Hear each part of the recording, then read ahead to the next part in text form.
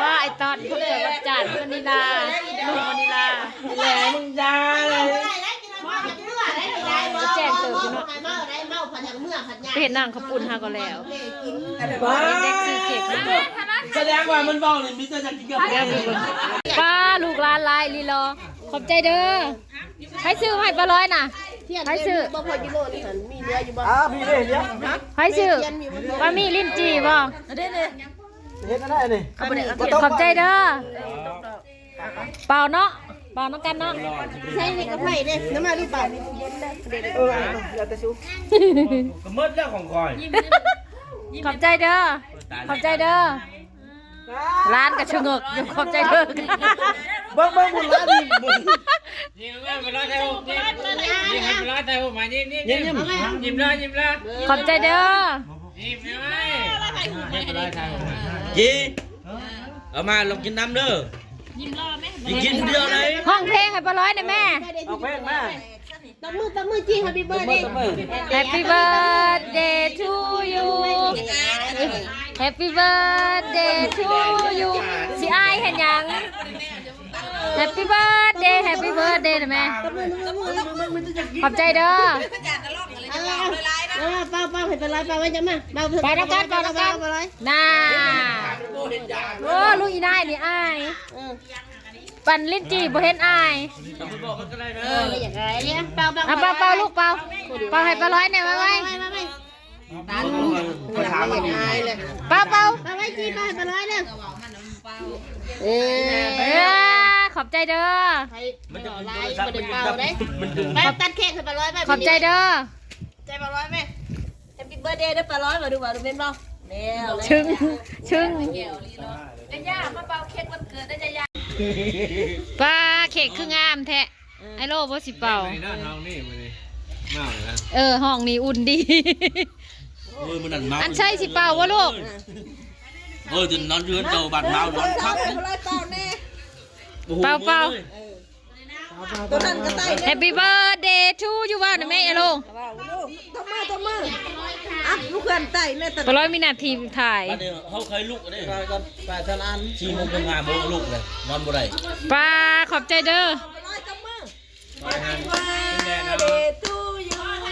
ขอบใจเด้อเค้กเด้อ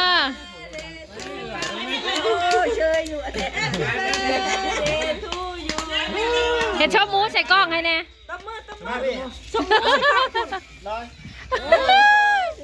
ทุกอย่างพ่อ เจ้าก็ยอดปลาร้อยแม่ต้องไปทอดให้ปลาร้อยแต่ว่าถึงเด็กลายเล็กลายอยู่เอ็มจากกระยอดคุณนี่ปลาร้อยแต่นี่ย่อให้หน้านี่ตั้งเถิกเลยตั้งไหนลูกจับแม่ดีนี่จะจับตัวนี้เก่ามาถอนปีใหม่ชงถ่ายปีเก่าให้ปลาร้อยเป่าถ่ายรูปไปเนี่ยได้ลูกเพื่อนขอยิ้มได้ถ่ายให้ถ่ายวิดีโอได้ไงได้หมดแล้วเราจะทุบเรื่องนั้นกันหาล้านนะมึงลุงเคนพอจะเคนคอยเจ้ากันอันนั้นแม่เป่าตัวนี้เจ้านะเบื้องร้านคอยสิมาได้ตัวนี้เอาคอยได้ตัวนี้เน่รับเลยมาได้ตัวนี้เป็นของคอยได้ลำรวยเด้อผู้ซื้อเค้กกันเลยคอยเคยกินได้สตรอเบอรี่กินชมูกันชมูดูยินเบี้ยนะทั้งนั้นแบ่งให้กินแม่เปียงนี่ดอกไม้ดอกเต้ดอกไม้นี่จอกคอยจอกดอกเต้นี่ของจังจงให้ไอ้น่ะเด้ออันเค้กและเอาเบียร์นี่เอาไม่แน่เค้กบ่เป็นยังดอกเขาเห็นอยู่แนมอยู่ให้ได้กินเองมันตัวนี้ต้นน้อยกระเดียวทุกคนพากันเว้ายังได้อุ้มยิ้มอยู่ตารางถือเค้กคนละก้อนอยู่ตารางนี่เอาตัวหน่อยนี่ก็ได้ตัวใหญ่ก็ได้นะยังอยู่นี่เอาตัวนี้ข้าวปุ่นเกี่ยงความแสบกินข้าวปุ่นแล้วกินเค้กต่อเรียบมึงเอามาเรียบมานี่มาเรียบเว้นนี่นะแฮกอนี้เห็นชอบมูดูขันยาเห็นชอบมูดูเห็นชอบมูกันบ่มีไก่อยู่ที่ Birthday Happy birthday to you เจ้าละชิคว่าไก่ปีทำมา บ่นะ ปลา ขอบคุณนะคะ เขาว่าสิบ่เลิศบ่เขาไม่สิเกิดลายแต่เป็นคิดนี่นี่แป้งนี่ติยี่แป้ง ขอบคุณนะคะสำหรับเค้กเท่าแก่ห้องเลื่อย แน่แล้วแค่กันมีขึ้นที่ได้เลยมาก่อนที่สี่ อย่าพาคอยไรมาแต่ชวันก่อนไหมชวันนี่ได้4 ก้อนอยู่ชวันได้4 ก้อนไรมาแต่ชวันก่อน ก่อนที่5แล้วมันนี่ฮะ สอง ก่อนที่6 5 อัน4อยู่ชวันเนาะ5 6 7 8ตัวพุ่นเอ้าตัวนี้เลขงามเนาะ เก้า มือเขาชื่อเก่าบ้าง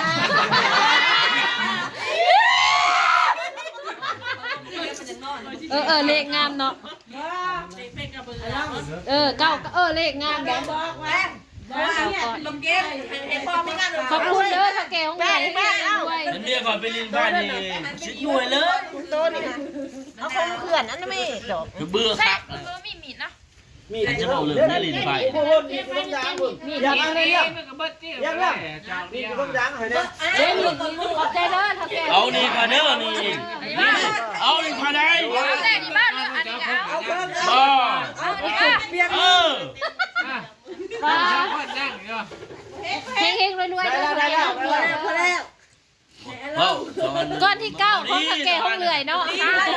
นี่เราจะเต้นนั่นนี่นั่นนี่ บ่เอา อยู่สวรรค์ได้4 ก้อน อยู่นี่ได้ขอบใจเด้อเจ้าของหาดตัดยิบและหาดแป้งโหลดยังก็ยูโรหาดนั้นชื่อหาดนั่นนี่หาดนั่นยังก็หาดตัดยิบและหาดแป้งโหลดยูโรอะไรไปต่างกันคอยนี่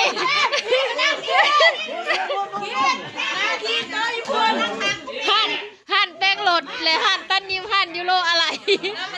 อันนี้เจ้าของฟาร์มไก่เจ้าของวงซีหุ่นยางมันไก่น้อยเจ้าของวงดนตรีไก่น้อยอันเจ้าอันห้องการกสิกรรมยังก่ออันแม่ปามี แม่ป้าพี่ครับ ยังพแนงยังก่อคนชงบ่ ไม่เทือนคนชงไม่เทือน พแนงกสิกรรมและปลาไม้แม่ปามี แม่ป้ามีคนชงไม่เทือน อันนี้ขอบใจยังอันนี้เจ้าของอันยังเจ้าของฟาร์มเจ้าของสวนมัน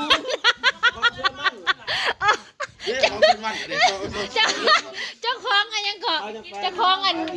งฟาร์มหมูเอมี่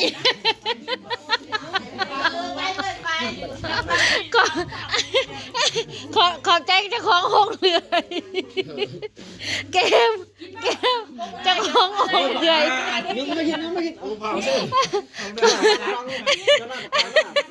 ขอบใจเจ้าของห้องเรือยเบาแล้ว พอตัวไปใช้ ขอบใจเจ้าของห้องเรือยเด้อเกมเจ้าของห้องเรือยมาจากชงต้มมาจากยังประเทศจีนเจ้าของห้องเรือยมอนี่ว่า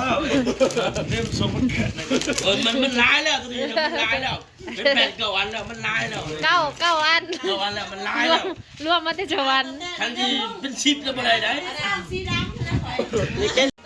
มันไม่จะไม่ใหญ่ขอบใจเจ้าของห้องเรือยซีเกมตรงมาจากประเทศจีน เบิ่งแล้วนี่ ขึ้นได้ไหมจะเอา ก้อนที่9ก้อนที่9ได้นี่จากประเทศจีนส่งตรง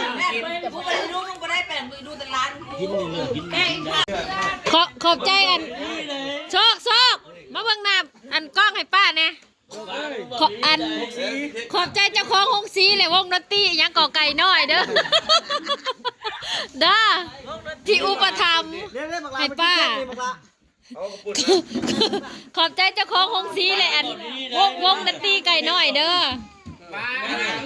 จะได้รางวัลเกินแล้วเลย ท่านจะบอกได้ยินหรอ อันเราไป3 มือ 3 ขึ้น ฟังกูเดียวแล้วมึงมาเปิดกูฟังกันเจือ ป้าเจ้าของวงดนตรีคนเองเลยเนาะเจ้าของวงดนตรีคนเองเลย ว้าว ลูกไก่หน่อย เรียกว่าเมียเป็นคนเด็กธุรกิจนายธุรกิจเป็นสีเขา เออ ลูกไก่หน่อย เอาพวกแกหน่อย เบาเลยเบาเลยนะเบาเรื่องนี้มันได้เงินเลย ขอบใจนะเจ้เจ้าของเจ้เดี๋ยวเจ้ลิง ขอบใจเจ้าของวงดนตรีแหละอันยังเกาะห้องสีเข่าไก่น้อยเด้อเจ้ พวกสีเขาเ คือบริการ ทางแม่วันนี้ เบาเรื่องนี้ ยัง ทั้งเค้กทั้งอีหยัง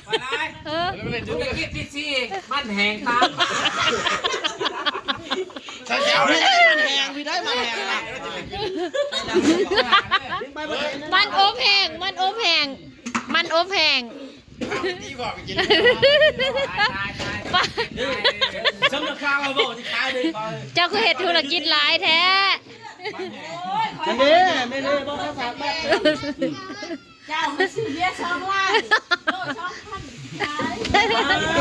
2,000 เอามา หัวหน้าวงบริการเองเลย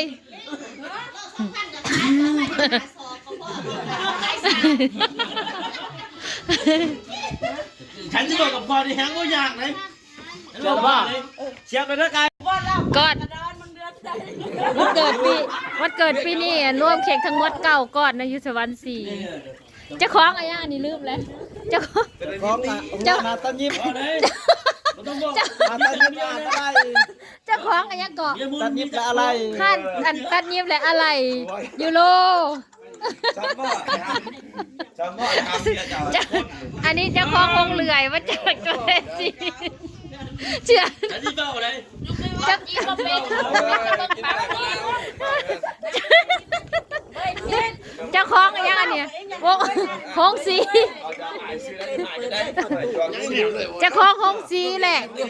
วงดนตรีไก่น้อย ฉันที่เบาเรื่องเขา อันนั้นประธานห้านอะไร อะไรแก้ไม่เพื่อนนะ อันนั้นนะแผนกกสิกรรมและป่าไม้ไอ้นั่นนะก็จันมาหนุ่งส่งฮะ ตลอด ขอถ่ายแน่ ยินดีเลยเบี้ยข้างล่างค่ะ เจ้าของของการกสิกรรมและป่าไม้หนังตัว มันจะมอนะ เจ้าของ อะไรนี่นั่น ใช้ผู้หนึ่งเด้แม่ป้ามีไปใช้ ใครจะได้แต่นี่นั่นเดี๋ยวนี้ ได้ยัง นี่เขียว อะไรเชื่อหมวกสีบัวนะเท้าหมวกสีบัวนะอันเจ้าของโรงเรียนเลี้ยงเด็ก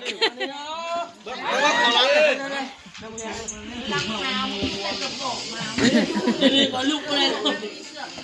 แม่ทำมาใส่หนังได้กระทอมชุดนึงกับเบียร์ล่างนึงเพิ่ม8 อันเจ้าของอันโรงเรียนเลี้ยงเด็ก อันเจ้าของโรงเรียนเลี้ยงเด็กเชื่อหมวกสีบัว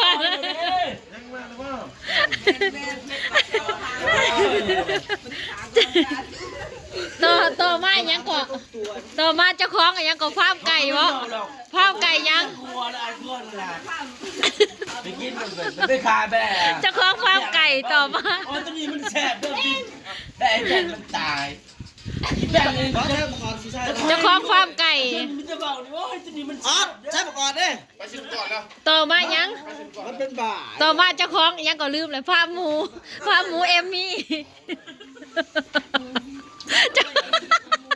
เจ้าของฟาร์มหมูเอมมี่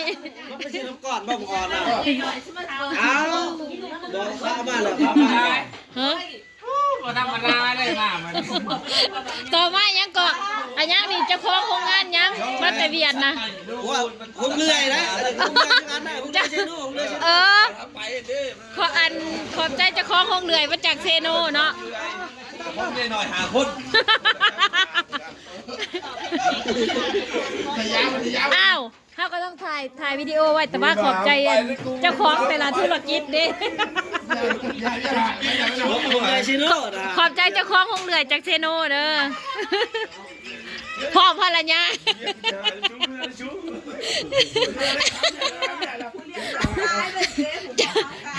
เต้เจ้าของห้องเหนื่อยจากเซโนพ่อภรรยา เดี๋ยวตอนนั้นไม่ได้ยินแล้วก็มี เฮ้ยนั่งชานั่งเฮ้ยไม่ใช่นั่งชู อย่าไปนั่งตรงนั้นนะ หัวลูกเล่นกันเห็นว่าหัวลูกเล่นได้แค่ ว่าลุงกับยายยามกิน นางโลดเอาไว้ เขาจองให้ เอาพอป้ามี่ขอบใจเบัดคู่คนแหละเนาะเออขอบใจเบัดคู่คนแหละเด้เจ้าของวงดนตรีก็ขอบใจเลยเด้ขอบใจเจ้าของวงดนตรีก็ขอบใจเลยเจ้าของวงดนตรีไก่น้อยก็ขอบใจเลยเด้ จะพามาลุกบ้า เขากินพวกขับเมื่อโลกอีก ตะหนาวบ่ ก่อนเพลงสิมา ก่อนหนาว ขอบคุณขอบใจหลายๆทุกคน เล่นกระทำง่ายจะมีหัวอยู่ไหนเอามาทำ อันยก เด้ๆบ่ว่า เย็นเด้อทางนั้นเด้อ ขาดลาไป ยกกันรอรอแล้วก็สิมา ลูก ลูกเคยทีนี้ แหละยินดี ได้ไหมเนี่ย แต่ละคนมีหน้าที่การงานที่ดี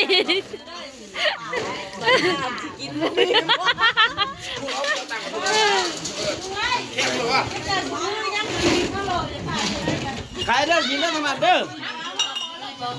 กินทั้งนั้นทั้งนั้นเลย โหก่อนเพลงสิมาขอถ่าย บอกไปเราโตคนโตได้ที่หาคนกินนู้นแล้วก็ไม่ต่ออีก เอาบ่พอโห กันเลยนะ มาตูม กันเลยแล้วแล้วผัดเป่ากินเดียวคือจะได้อีกอีก โหเจะคลองวงดนตรีกันโซกกับบ่โซก ใช้กระติกน้ำก่อนเยอะใส่เนี่ย น้ำเก๊กฮวยเด้อนี่ ใส่น้ำก่อนเนี่ยพี่ เด้อวันจันทร์วันคาดนะแม่นะ วันอาทิตย์ทั้งนี้นะ ทำมาแล้วมันเด้ง ช่าง จันทร์วันคาดวันนั้น วันอาทิตย์ได้วันอาทิตย์วันจันทร์